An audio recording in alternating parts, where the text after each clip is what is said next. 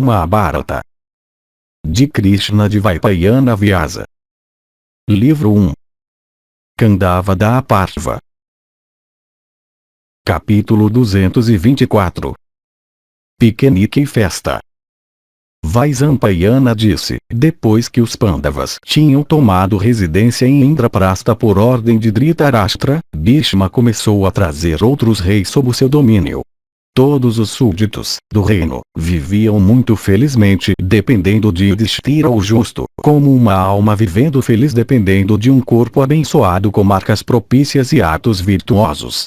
E, ó touro da raça Bharata, Yudhishthira prestava homenagem à virtude, prazer e lucro, em proporção criteriosa, como se cada um fosse um amigo querido para ele como o seu próprio ser. Parecia que as três buscas, virtude, prazer e lucro, tinham se personificado na terra, e entre elas o rei brilhava como uma quarta. Os súditos, tendo Yudhishthira como rei, obtiveram um monarca que era dedicado ao estudo dos Vedas, realizador de grandes sacrifícios, e protetor de todas as pessoas boas. Por causa da influência de Yudhishthira, a boa sorte de todos os monarcas sobre a terra se tornou fixa, e seus corações se tornaram dedicados à meditação no Espírito Supremo, e a própria virtude começou a crescer de todos os modos por toda parte. E no meio de ajudado por seus 4 irmãos, o rei parecia mais resplandecente do que pareceria se ele estivesse só, como um grande sacrifício que depende e é auxiliado pelos 4 Vedas. Muitos brahmanes eruditos com Dhananjaya em sua liderança, cada um como Vrihaspati, serviam ao monarca, como os celestiais ao Senhor da criação. Por grande afeição, os olhos e corações de todas as pessoas igualmente tinham grande encanto por Yudhishthira, que era assim como a lua cheia sem uma mácula.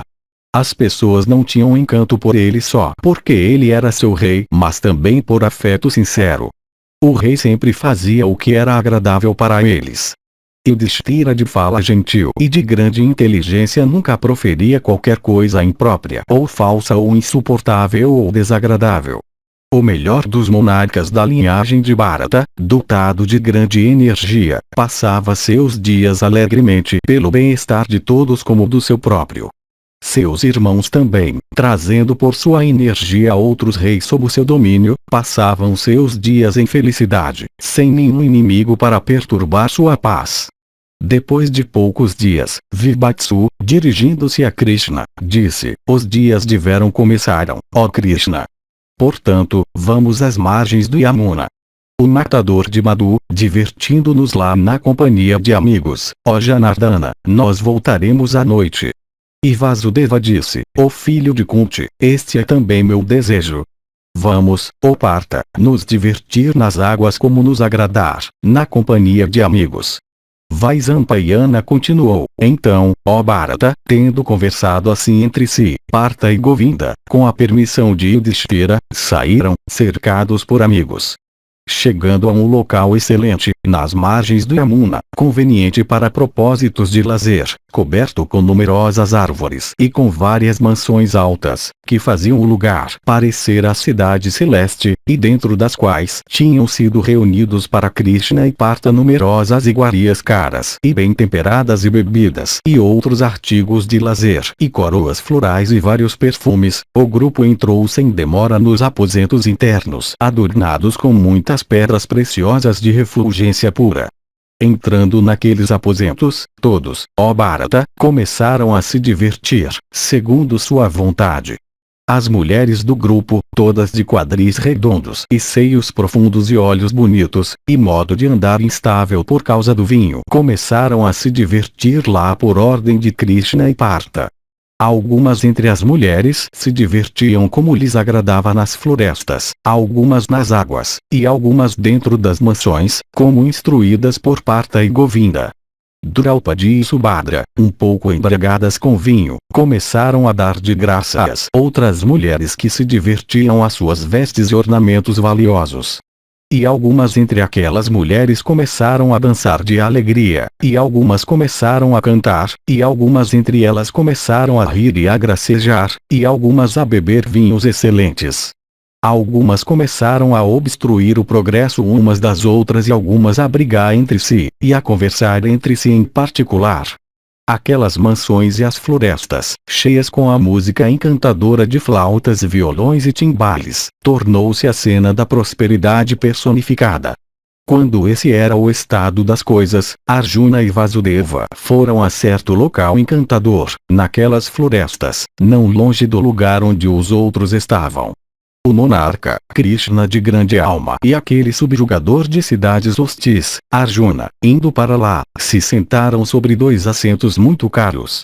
Vasudeva e Partha se divertiram lá conversando sobre muitas realizações passadas de coragem e outros assuntos.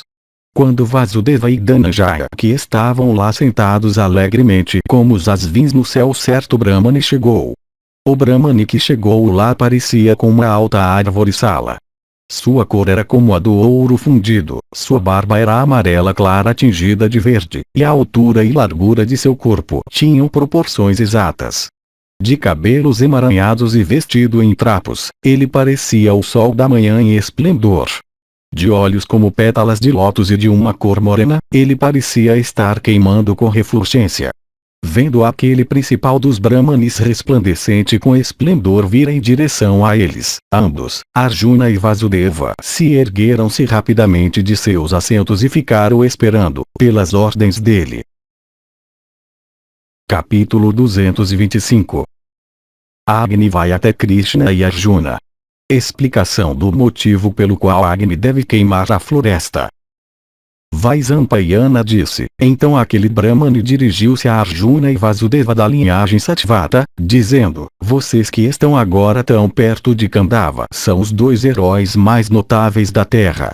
Eu sou um Brahmane voraz que sempre come muito. Ó tu da linhagem Vrishni, e ó Partha, eu lhes peço para me satisfazerem por me darem alimento suficiente. Assim abordados pelo Brahmane, Krishna e o filho de Pandu responderam, dizendo: ó, dize-nos que espécie de comida te satisfará para que nós possamos nos esforçar para dar-la a ti. O Brahmane ilustre, assim respondido, disse àqueles heróis que tinha perguntado sobre o tipo de comida que ele procurava: eu não desejo comer alimento comum. Saibam que eu sou Agni. Deem-me o alimento que me é adequado. Esta floresta de Kandava é sempre protegida por Indra. E como ela é protegida pelo ilustre, eu sempre fracasso em consumi-la. Nesta floresta vive, com seus seguidores e família, um Naga, chamado Takshaka, que é amigo de Indra. E é por causa dele que o manejador do raio protege esta floresta. Muitas outras criaturas também estão assim protegidas aqui por causa de Takshaka. Desejando consumir a floresta, eu não tive êxito em minhas tentativas por causa da destreza de Indra. Vendo-me brilhando, ele sempre despeja sobre mim água das nuvens. Portanto, eu não consigo consumir a floresta de Kandava, embora eu deseje muitíssimo fazer isso. Eu agora vim até vocês, vocês que são ambos habilidosos com armas. Se vocês me ajudarem, eu certamente consumirei esta floresta, pois exatamente essa é a comida que é desejada por mim. Como vocês estão familiarizados com armas excelentes, eu rogo a vocês para impedirem as chuvas de caírem e qualquer uma das criaturas de escapar, quando eu começar a consumir esta floresta. Janamejaya disse, porque o ilustre Agni desejava consumir a floresta de Kandava, que estava cheia de várias criaturas vivas e era protegida pelo chefe dos celestiais. Quando Agni consumiu em cólera a floresta de Kandava, era evidente que havia uma causa séria. Eu desejo, ó Brahmane, ouvir tudo isso de ti em detalhes. Dize-me, ó sábio, como a floresta de Kandava foi consumida antigamente. Vaisampayana disse, ó chefe de homens, eu narrarei para ti a história da conflagração de Kandava como contada por Rishis no Purana. É dito, ó rei, no Purana, que havia um rei célebre de nome Svetaki que era dotado de força e destreza e que era igual ao próprio Indra. Ninguém sobre a terra se igualava a ele em sacrifícios, caridade e inteligência. Svetaki realizou os 5 grandes sacrifícios e muitos outros, em todos os quais os presentes para os Brahmanes foram grandes. O coração daquele monarca, ó rei, estava sempre estabelecido em sacrifícios, ritos religiosos, e doações de todos os tipos. E o rei Svetak, de grande inteligência, ajudado por seus Ritviks, realizou sacrifícios por muitos longos anos, até que aqueles sacerdotes sacrificais, com os olhos atormentados pela contínua fumaça e ficando muito fracos, deixaram aquele monarca, desejando nunca mais ajudar em seus sacrifícios. O rei, no entanto, repetidamente pediu aqueles Ritviks para irem a ele. Mas eles não foram ao seu sacrifício por causa do estado doloroso de seus olhos. O rei, portanto, convidou pela ordem de seus próprios Ritviks outros como eles, e completou o sacrifício que tinha começado. Depois que alguns dias tinha passado, o rei Svetak desejou realizar outro sacrifício que deveria se estender por 100 anos. Mas o monarca ilustre não conseguiu nenhum sacerdote para ajudá-lo nisso. O rei célebre então, com seus amigos e parentes, rejeitando toda a indolência, repetidamente cortejou seus sacerdotes com grande persistência, por se curvar a eles, por palavras conciliadoras, e por presentes de riqueza. Todos eles, no entanto, se recusaram a realizar o propósito que aquele rei de energia imensurável tinha em vista. Então aquele sábio nobre, ficando zangado, se dirigiu àqueles brahmanes sentados em seus retiros, e disse: se, ó brahmanes, eu fosse uma pessoa decaída, ou, se eu estivesse em falta com a homenagem e serviço a vocês, eu então mereceria ser abandonado sem escrúpulo por vocês e por outros brahmanes ao mesmo tempo. Mas como eu não estou nem degradado nem em falta com as homenagens a vocês, não cabe a vocês obstruírem a realização por mim do meu sacrifício ou me abandonar dessa forma, ó principais dos brahmanes, sem razão suficiente. Eu procuro, ó brahmanes, a sua proteção. Cabe a vocês serem auspiciosos para mim. Mas, ó principais dos brahmanes, se vocês me abandonarem só por inimizade ou qualquer motivo impróprio, eu irei a outros sacerdotes pedir sua ajuda para o meu sacrifício, e cativando-os por palavras gentis e presentes eu descreverei para eles o trabalho que tenho à mão, para que eles possam realizá-lo. Tendo dito isso, o monarca ficou silencioso. E, ó destruidor de inimigos, uma vez que aqueles sacerdotes bem sabiam que não podiam ajudar no sacrifício do rei, eles fingiram estar zangados, e dirigindo-se àquele melhor dos monarcas disseram: o melhor dos reis, teus sacrifícios são incessantes. Por te ajudar sempre todos nós estamos exaustos. E como nós estamos cansados por causa daqueles trabalhos, cabe a ti nos dar licença. Ó impecável, por perda de bom senso tu não podes esperar, mas nos solicitas com insistência repetidamente. Vai até Rudra. Ele ajudará no teu sacrifício. Ouvindo essas palavras de censura e cólera, o rei Svetak ficou com raiva. E o monarca dirigiu-se às montanhas de Kailasa, e lá se dedicou ao ascetismo. E, ó rei, o monarca começou a cultuar Mahadeva, com atenção fixa, por cumprir os votos mais rígidos. E às vezes se privando de toda a comida, ele passou um longo período. O monarca comia somente frutas e raízes, às vezes na 12ª e às vezes na 16ª hora todos os dias. O rei Svetak ficou por 6 meses, absorto em atenção, com os braços erguidos e olhos firmes, como o tronco de uma árvore ou uma coluna enraizada na terra. E, ó Bharata, Sankara, finalmente satisfeito com aquele tigre entre reis, que estava passando por essas penitências difíceis, se mostrou a ele. E o Deus falou ao monarca em uma voz calma e grave, dizendo: ó tigre entre reis, ó destruidor de inimigos, eu estou satisfeito com o teu ascetismo. Abençoado sejas. Pede agora a bênção que tu, ó rei, desejas. Ouvindo essas palavras de Rudra de energia incomensurável, o sábio real curvou-se àquele Deus e respondeu, dizendo: ó ilustre, ó tu que és adorado pelos 3 mundos, se tu estás satisfeito comigo, então, ó Deus dos deuses, ajuda-me tu mesmo, ó Senhor dos celestiais, em meu sacrifício. Ouvindo essas palavras faladas pelo monarca, o Deus ilustre ficou satisfeito, e disse sorridente: nós mesmos não ajudamos em sacrifícios, mas como tu, ó rei, praticaste penitências severas, desejoso de obter uma bênção, eu, ó destruidor de inimigos, ajudarei no teu sacrifício, sob, ó rei, esta condição. E Rudra continuou: se, ó Rei dos Reis, tu puderes, por 12 anos, despejar sem intervalo libações de manteiga clarificada no fogo, tu mesmo levando todo o tempo a vida de um brahmacharin com atenção absorta, então tu obterás de mim o que tu pedes. O rei Svetaki, assim abordado por Rudra, fez tudo o que lhe havia sido mandado fazer pelo manejador do tridente. E depois que 12 anos tinham passado, ele foi outra vez até Mahesvara. E Sankara, o Criador dos mundos, ao ver Svetaki, aquele monarca excelente, imediatamente disse, com grande satisfação: eu fui satisfeito por ti, o melhor dos reis, com esse teu próprio ato. Mas, ó destruidor de inimigos, o dever de ajudar em sacrifícios devidamente pertence aos Brahmanes. Portanto, ó opressor de inimigos, eu mesmo não vou ajudar no teu sacrifício hoje. Há na terra um Brahmane exaltado que é uma porção do meu próprio ser. Ele é conhecido pelo nome de Durvasa. Aquele Brahmane dotado de grande energia o ajudará no teu sacrifício. Que, portanto, todas as preparações sejam feitas. Ouvindo essas palavras proferidas por Rudra, o rei, voltando para sua própria capital, começou a reunir tudo o que era necessário. Depois que tudo tinha sido coletado, o monarca novamente se apresentou perante Rudra e disse: todos os artigos necessários foram reunidos, e todos os meus preparativos estão completos, pela tua graça, ó Deus dos deuses. Que eu, portanto, seja instalado no sacrifício amanhã. Tendo ouvido essas palavras daquele rei ilustre, Rudra convocou Durvasa e disse: este, ó Durvasa, é o melhor dos monarcas chamados Vetaki. Por minha ordem, o melhor dos Brahmanes, ajuda o rei no sacrifício dele.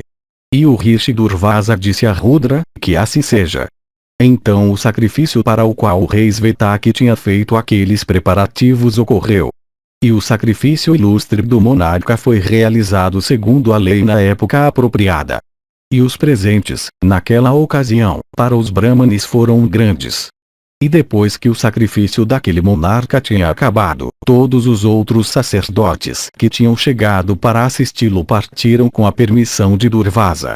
Todos os outros sadásias também, de energia incomensurável, que tinham sido instalados naquele sacrifício, então foram embora.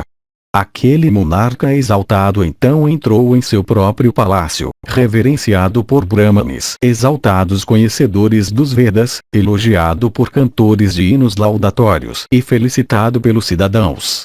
Essa é a história daquele melhor dos monarcas, o sábio real Svetaki, que, quando chegou a hora, ascendeu para o céu, tendo ganhado grande renome sobre a terra, e acompanhado pelos Ritviks e pelos Sadásias que o tinham ajudado em vida. Vaisampayana continuou: naquele sacrifício de Svetaki, Agni bebeu manteiga clarificada por 12 anos.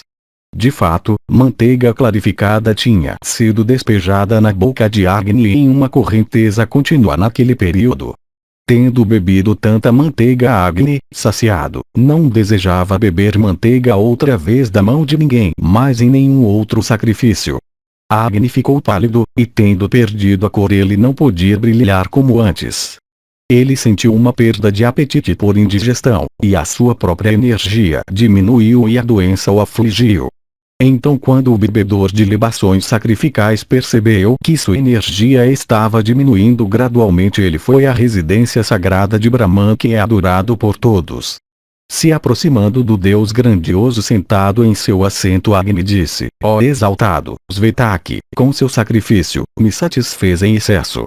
Até agora eu estou sofrendo de indigestão a qual eu não posso dissipar. Ó Senhor do Universo, eu estou sendo reduzido em esplendor e força. Eu desejo recuperar, através da tua graça, a minha própria natureza permanente. Ouvindo essas palavras de Uttavaya, o ilustre Criador de todas as coisas sorrindo respondeu a ele, dizendo: ó exaltado, tu comeste, por 12 anos, uma corrente contínua de manteiga sacrificial despejada em tua boca. É por isso que a doença te acometeu. Mas, o Agni, não te aflijas por isso. Tu logo recuperarás a tua própria natureza. Eu dissiparei essa tua indigestão e a hora para isso é chegada. A terrível floresta de Kandava, aquela residência dos inimigos dos deuses, a qual tu antigamente uma vez reduziste a cinzas a pedido dos deuses, agora se tornou o lar de numerosas criaturas. Quando tu tiveres comido a gordura daquelas criaturas, tu recuperarás a tua própria natureza. Segue para lá com pressa para consumir aquela floresta com sua população viva. Tu então serás curado da tua enfermidade. Ouvindo as palavras que saíram dos lábios da divindade suprema, Utazana procedeu com grande velocidade e logo alcançou a floresta de Kandava em grande vigor. Chegando lá ele de repente inflamou-se furiosamente, ajudado por Vayu. Vendo Kandava em chamas, os habitantes da floresta, que lá estavam, fizeram grandes esforços para extinguir o incêndio. Elefantes a centenas de milhares, apressados em fúria, trouxeram água em suas trombas e a espalharam sobre o fogo. Milhares de cobras de muitos capelos, loucas de raiva, começaram rapidamente a espalhar sobre o fogo muita água daqueles muitos capelos delas. E assim, ó touro da raça Bharata, as outras criaturas que residiam naquela floresta, por meio de vários instrumentos e esforços, logo extinguiram o fogo. Dessa maneira a Agni queimou em Kandava repetidamente, até por 7 vezes. E foi desse modo que o fogo ardente foi extinto muitas vezes pelos habitantes daquela floresta.